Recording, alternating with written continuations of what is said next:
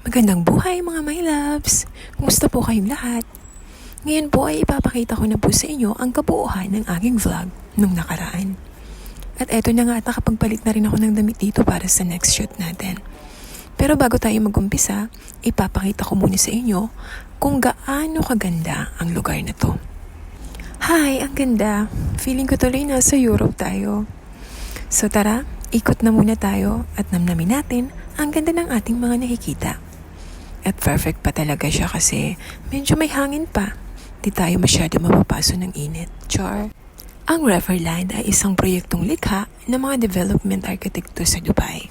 Ito ay naglalayong maging isang pampublikong parke na may mga design at attraction na nakatuon sa pagpapakita ng kasaysayan at kultura ng Emirato ng Dubai at ang kaugalian ng mga lokal na mamamayan.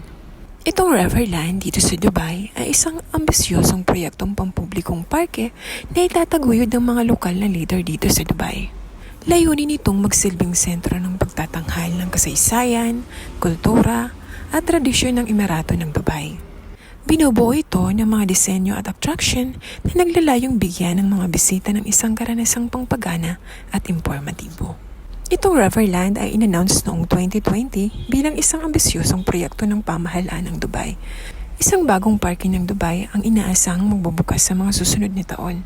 Naglalayon itong maging isang attraction na hindi lamang nagbibigay ng aliw at paglilibang, kundi nagbibigay din ng pagkakataon sa mga bisita na maunawaan ang kasaysayan ng kultura ng Dubai. Ang proyektong ito ay isa sa mga ambisyosong pagpaplano ng Dubai upang palakasin ang kanilang kakayahan bilang isang pangunahing destinasyon para sa turismo at pag-unlad. Itong Riverland ay inaasahang maging isa sa mga pangunahing attraction sa Dubai na nalalayong magbibigay ng kakaibang karanasan sa mga bisita. Ito ay nagpapakita ng pangako ng Dubai na patuloy na magbibigay ng mga kahangahangang pasilidad at attraction na magbibigay ng di malilimutang karanasan sa mga bisita at residente. Ang proyektong ito ay hindi lamang nagpapakita ng kanilang kahusayan sa arkitektura at urbanismo, kundi pati na rin ang kanilang pangako na magbibigay ng mga inobatibong karanasan sa lahat ng mga bisita. Sa mga proyektong ganito kalakas at kaluwagang ambisyon, maaaring magkaroon pa ng mga kaugnayan na pasilidad tulad ng mga restaurant, tindahan o mga interactive exhibits na magpapalawak sa karanasan ng mga bisita. Bukod dito, ang Riverland ay maaaring magdulot ng mga ekonomikong benepisyo sa pamayanan sa pamamagitan ng paglikha ng mga trabaho at oportunidad sa negosyo. So eto na nga, mag-uumpisa na kami mag-shoot dito. Nag-uusap pa nga kami kung ano ang dapat gawin. Itong damit pala ang pinasuot sa akin ng photographer dahil mas bagay daw ito sa lugar na to. At syempre, hindi mawawala yung hat. O, diba? So, lumipat na nga tayo ng pagsusyutan natin. Sobrang nagustuhan ko talaga ang design ng lugar na to. At kung nais mo ng kakaibang tema o setting na hindi ka panipaniwala, maaari kang maglakbay sa iba't ibang mga lokasyon dito sa Riverland. Gaya ng enchanted forest, mystical castles, or futuristic cities na magbibigay ng mga gandang backdrop para sa inyong mga larawan. So, lipat na nga tayo sa next destination natin para sa shoot. At nakikita nyo naman, medyo mainit siya pero okay lang kasi ang sarap ng hangin. At pagkatapos nga dito, lumipat naman tayo sa ibang lugar. At shoutout pala sa dalawang magandang dilag na to. Ang ganda nyo po. Feel na feel ko talaga ang damit ko dito. Naalala ko tuloy ng bata pa ako. Lagi akong tinatahian ng mama ko ng ganitong klaseng damit. Hay, sarap balikan ng mga nakaraan. Ang sarap maging bata. Wala kang masyadong iniisip.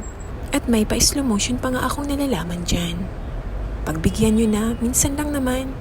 Parang ikaw, pinaikot niya lang. Ay, char. Oh no! Oh ha? At sino ka naman dyan, Zay? So ayan, lipat na po tayo sa next location natin.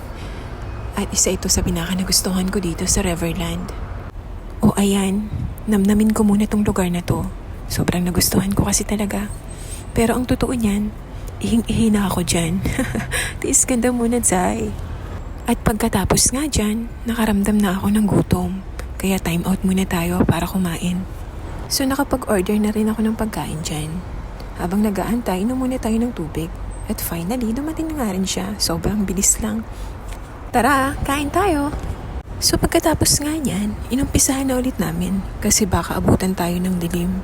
Hindi na maganda mag-shoot paggabi na kasi di na natin makikita ang tunay na ganda ng lugar. Actually, 3 days ago, pumunta na kami dito. Kaya lang, gabi na kami nakarating that time. Kaya ayan, nag-decide na lang ulit kaming bumalik dito. Parang wala din kasing bayad ang entrance. Kasi yung 15 dirhams na ibabayad mo sa ticket, pwede mong papalitan ng pagkain sa loob. Pero dapat, nagkakahalaga din ng 15 dirhams ang food para wala ka nang babayaran pa. At sino naman kaya tong dalawang napaka-sweet na to? Mapapasana all ka na lang. Ayan na nga, sabi ng photographer, umikot ka. Hi, bakit kasang hilig niyong magpaikot, Char? At ayan na nga, nilapitan ako ng photographer. Sabi ng aking photographer, umawa ka dyan, kumapit ka. Hi, sana all kumakapit. So ayan, lipat na ulit tayo. At malapit na rin tayo matapos dyan. Hi, buti na lang talaga nakapagbaon ako ng tsinelas. Pero sobrang sakit pa rin talaga sa paa. Dahil malayo-layo din yung nilakad natin at inikot. Ay, narinig ko na naman ang inikot. Ayan na nga, finally natapos na rin tayo. Sa mga umabot po hanggang dulo ng aking vlog, maraming salamat po sa inyong panunood. Hanggang sa susunod